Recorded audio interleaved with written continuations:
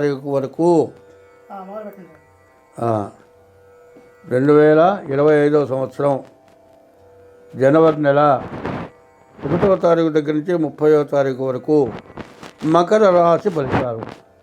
ఈ మకర రాశి ఇంతకుముందు ఏలినాటి శని 7 సంవత్సరాలన్నర శని, దీంట్లో 7 సంవత్సరాల 3 మాసాలు అయిపోయింది. మార్చి 30తో శని కుంభం నుంచి మీనానికి వెళ్తాడు. కాబట్టి ఏలినాటి శని దోషం పోతుంది. కానీ ఈ రాశివాడికి ఎట్లా ఉంటుందో చెప్తున్నా. 30 సంవత్సరాల లోపు పెద్ద నష్టం ఉండదు, చదువులో నష్టం, 30 తర్వాత వివాహంలో నష్టం, తర్వాత వృద్ధాప్యంలో ఆరోగ్యంలో నష్టం.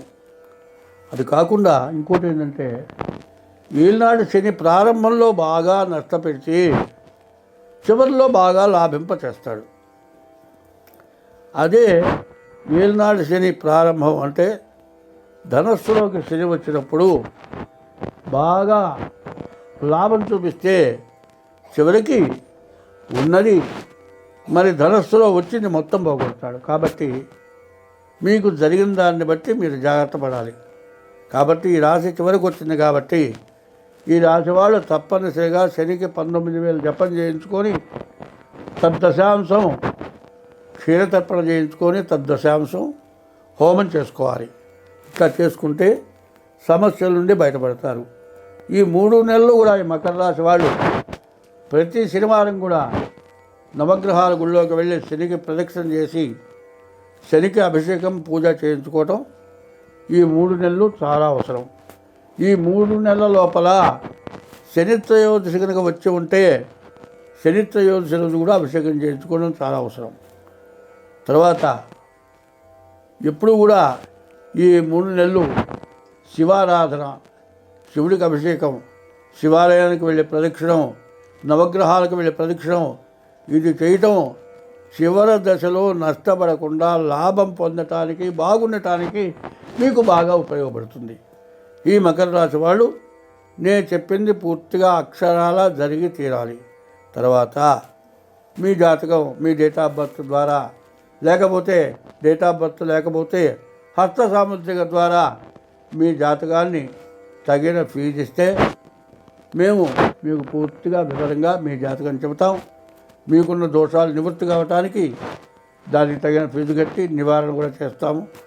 కాబట్టి ఈ రాశివాడు తప్పనిసరిగా ముఖ్యంగా ఈ జాతకం చూపించుకోవడం చాలా అవసరము. కాబట్టి ఈ రాశి వాళ్ళకి కుజుడు కాస్త బాగున్నాడు, రాహు బాగున్నాడు. ఈ 2 గ్రహాలు తప్పితే ఏ గ్రహం కూడా బాగాలేదు.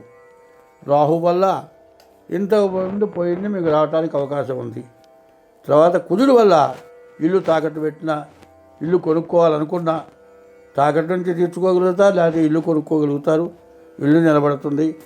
కాబట్టి ముందు ఈ చెప్పిన లాభాలు మీరు పొందాలి అంటే ముందు మీ జాతకం చూపించుకోవటం, ప్రతిరోజు దేవాలయానికి వెళ్ళటం కాదండి.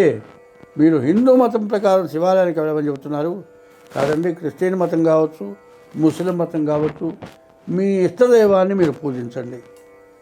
బాధలు పోవాలంటే దైవాన్ని పూజించాలి. బాధలు పోవాలంటే దైవాన్ని పూజిస్తేనే బాధలు పోతాయి. నీవు చేసిన పాపం నివృత్తి కావాలంటే దైవాన్ని పూజించాల్సిందే. హిందూ మతం ఇతర మతం వాళ్ళని నీ మతం దేవుణ్ణి పూజించవద్దని మాత్రం హిందూ మతం ఎప్పుడు ఎక్కడా ఎవరో చెప్పలే. ఎవరి మతాన్ని వాళ్ళు అనుసరించండి, ఎవరి దేవుణ్ణి వాళ్ళు పూజించండి. కానీ ఇతర వ్యక్తుల్ని ఇతర దేవుణ్ణి హింసించవద్దని చెబుతున్నాము. అట్లా ఉండటమే హిందూ సాంప్రదాయ లక్షణం.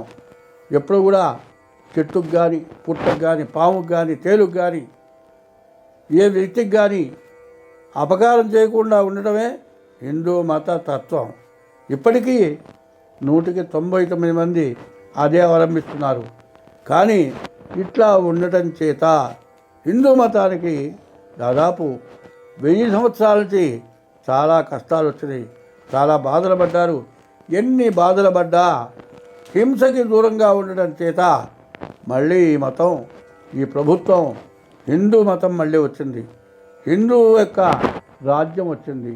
కానీ ఇది ఎప్పుడు శాంతమే భూషణం అన్నారు. మంచే ఎప్పుడూ మనకు మేలు చేస్తుంది, చెడు మళ్ళీ తిరిగి చెడు చేస్తుంది. కాబట్టి ఈ హిందూ మత లక్షణం అది. కాబట్టి జ్యోతిష్యం కూడా ఎవరు సొంతగా చెప్పేది జ్యోతిష్యం కాదు. జ్యోతిష్యం అనేది వేదంలో ఒక భాగం, సంగీతం కూడా వేదంలో ఒక భాగం. ఋగ్, యజు, సామ, అథర్వణ 4 వేదాలు ఉన్నాయి. 4 వేదాల్లో కూడా ఎప్పుడు మంచి చేయమని చెప్పింది కానీ చెడు చేయమని చెప్పరా. ఈ రాశి వాళ్ళు జాగ్రత్తగా ముందు మరి చివరికి ఏలినాడు శని అయిపోతుంది కాబట్టి చివరి టైంలో జాగ్రత్త పడాలి. ఏమంటే ఒక దెబ్బ తగిలింది, పుండు పడ్డది, చివరికి మానింది, చెక్కు కట్టింది, ఆ టైంలో విపరీతమైన జల పుడుతుంది. గోకావు అంటే గోటి పుండు బ్రహ్మరాక్షసి, మానిందల్లా మళ్ళీ తిరిగి సెలవేసి మళ్ళీ డాక్టర్ అయిపోవాల్సి వస్తుంది. గోరు వల్ల విషం ఏర్పడుతుంది. గోట్లో ఉన్న మట్టి వల్ల క్యాన్సర్ కూడా రావడానికి అవకాశం ఉంది. అది ఎట్లాగో హిందూ మతంలో చెప్పింది. మనకు అవసరమైనప్పుడు మనం చేయవలసిన మంచినే మనం చేయటం నేర్చుకుంటే మనకు ఎటువంటి నష్టమో కష్టమో ఉండదు అనేది హిందూ మతం, జ్యోతిష భాగం, వేదం, శాస్త్రం, అష్టాదశ పురాణాలు అన్నీ చెప్పింది అదేను.